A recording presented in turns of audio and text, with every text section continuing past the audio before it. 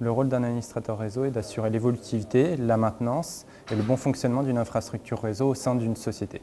Les activités les plus courantes d'un administrateur réseau au support, c'est la prise en compte des appels clients, l'ouverture de tickets qui est en fait une ouverture de dossier d'incident pour notre client, le traitement de cet incident, la résolution et également la maintenance de notre informatique interne au sein d'ABC System. Mes collègues du niveau 1 réceptionnent l'appel, qualifient l'appel en fait, ce qu'on dit dans le jargon, et surtout créent le ticket ou ouverture de dossier.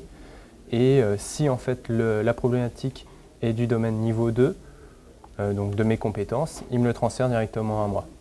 J'ai suivi une formation axée professionnelle en passant par un bac pro, un BTS et une licence pro en alternance. Dans le cadre de mon métier, souvent les commerciaux nous sollicitent sur certains projets. Là, dans ce cas-là, Samir a un projet réalisé.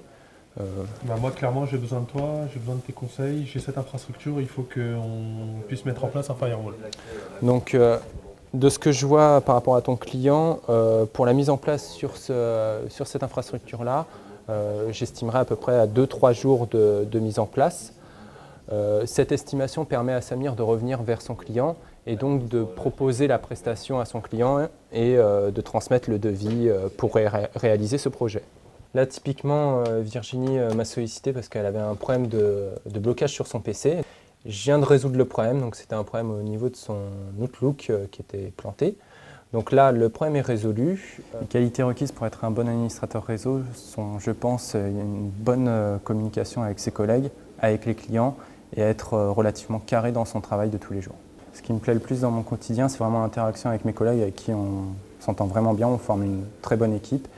Les aspects les moins plaisants qu'on peut rencontrer dans ce métier-là, c'est la pression liée à certains dossiers clients et également la pression de nos managers ou de notre direction. Dans quelques années, je m'imagine au poste d'ingénieur réseau, ce qui veut dire plus de responsabilités, plus de technologies diverses à gérer et une évolution normale de mon métier actuel.